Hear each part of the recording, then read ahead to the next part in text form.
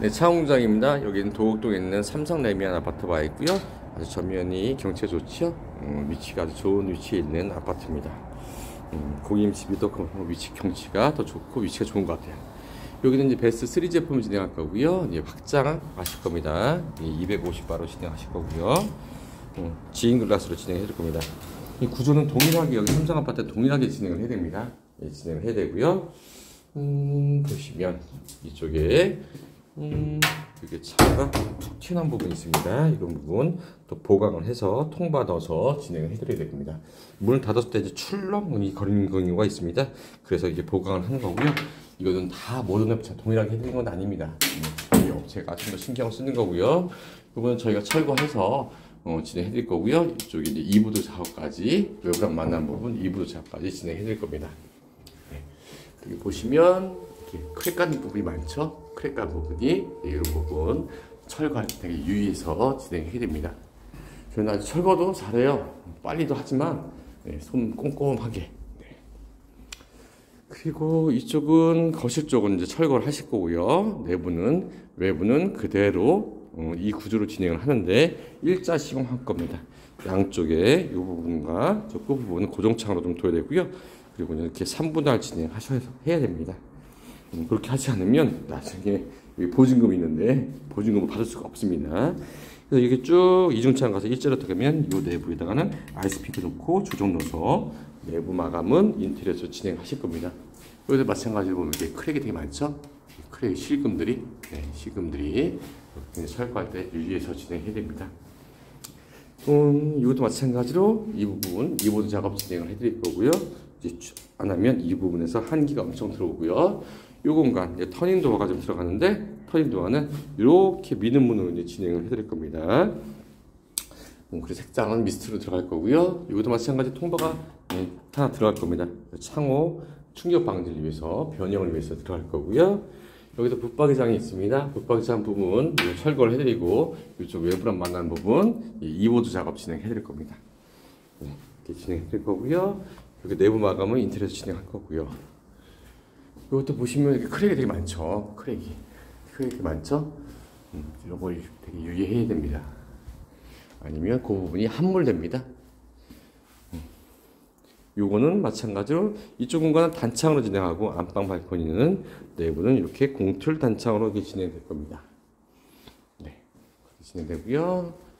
그리고 이쪽에 안방 건너방 여기는 확장하실 거고요. 요거 철거할 겁니다. 그리고 철거할 때 되게 주의해야 됩니다. 이 부분 크랙들이 이렇게 많이 번져 있죠. 철거 때 잘못하면 문제가 있습니다.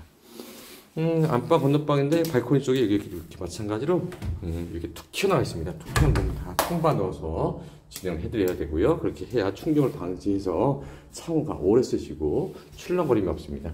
붙박이장 철거해 드릴 거고 이 부분 이보드 작업 그리고 이 부분도 이보드 작업 진행해 드릴 겁니다. 33mm 진행해 드릴 겁니다. 이보드 이 부분도 이보드 작업 진행해 드리고 이보드 작업 진행해 드릴 겁니다. 이 부분 통바 하나 더 넣어서 진행할 거고요. 이 부분도 이보드 작업 들어가고 이 부분 통바 하나 더 들어갈 거고요. 여기 텀이 있어서 좀 까내야 될 것 같습니다. 네, 그리고 이 부분도 마찬가지로 여기는 다용도실 쪽인데 통바 하나 더 들어가고 여기까지 외부랑 만난 부분 이보드 작업 들어갈 겁니다. 뒤에 전면 보이시죠? 아우 뒤에 나무가 아주 산이 그래서 산책로로도 아주 좋습니다. 네, 여기는 주방 쪽에 이제 분합창인데요. 공툴 단창 동일한 구조로 진행할 거고요. 여기도 보니까 크랙이 있네요. 네. 주방 쪽은 동일한 구조로 이 공툴 단창 형식으로 진행될 겁니다. 여기도 좀 크랙이 있고요.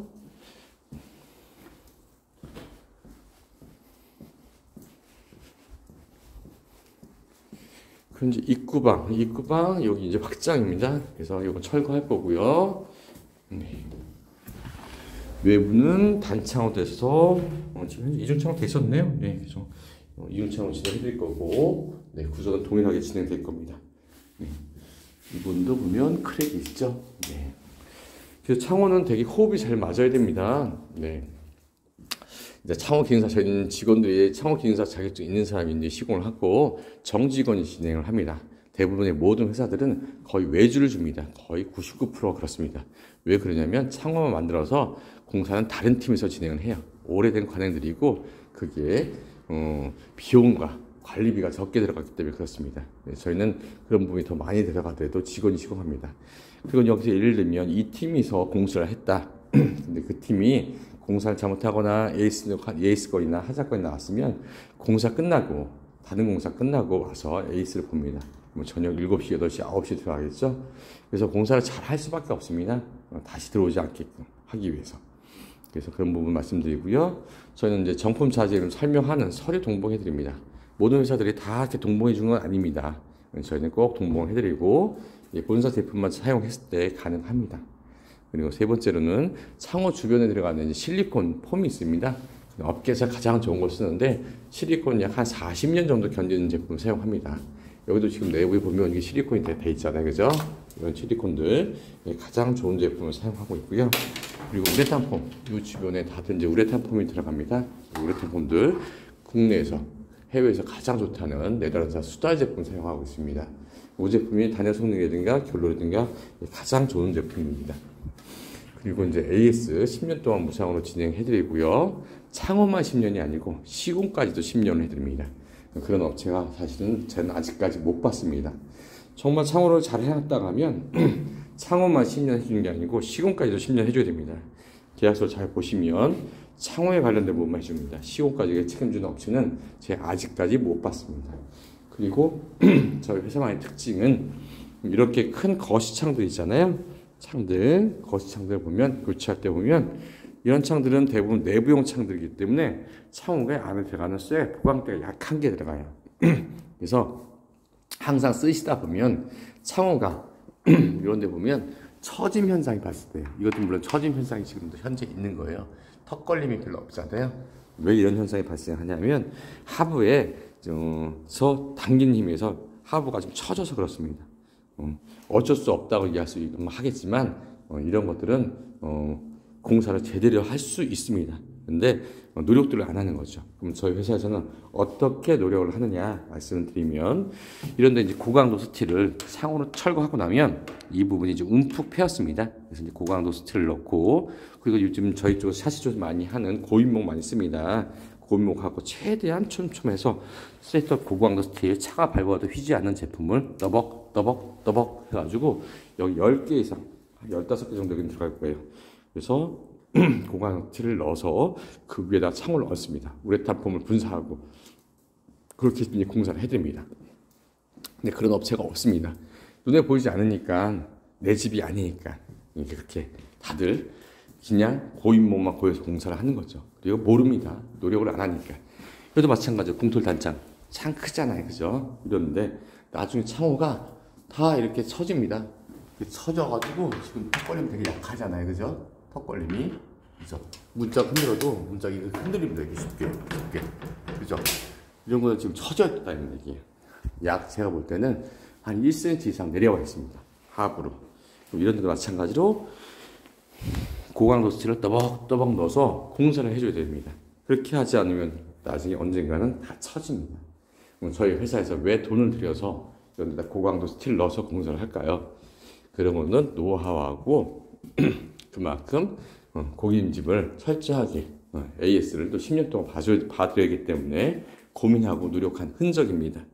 뭐 이런 데도 마찬가지입니다. 고강도 스틸 다 넣어서 공사를 해드릴 거고요. 확장된 공간에는 무조건 고강도 스틸 또 얹습니다. 바둑기가 넓기 때문에. 그렇게 해서 공사를 해드리면 10년, 20년, 30년이 가도 창호에 변형이 없습니다. 사람도 마찬가지로 걸어 다닐 때 다리가 튼튼해야 운동선수들 보면 다리가 튼튼해야 운동을 잘할지 안 할지 알잖아요. 예전에 이 스피드 스케이팅 선수였나요? 이상화 선수? 정말 다리 도톰하고 굳잖아요. 튼튼하잖아요. 진짜 말 근육 같잖아요. 그래서 창호도 마찬가지예요. 하지 작업이 제대로 돼야 됩니다. 여기는 지금 확장을 할 때가 많아요. 여기도 마찬가지 확장할 때 단창이잖아요, 그죠? 그럼 여기다 압축 단차 넣어서 조적 벽돌 넣어서 공사를 쭉 해드릴 겁니다. 근데 대부분 회사들이 여기다가 압축 단차 넣을까요? 안 넣습니다. 안 보이니까, 그죠? 근데 저희는 보이든 안 보이든 간에 압축 단차 넣고 조적 쌓고 그 위에 떠벅떠벅 쇳덩어리를 고강도 스틸을 얹어서 공사합니다. 이렇게 해드려야 창호가 문제가 없습니다.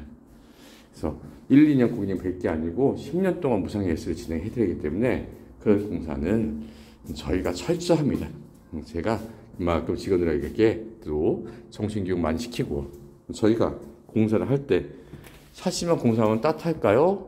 그럼 벽체가 저런 부분 돌로 돼 있잖아요. 이런 데서 한기가 오는 거 누구나 다 알아요. 그렇죠? 이런 데서 한기 오는 거 안 따뜻하대요. 이런 데 결로 생긴대요.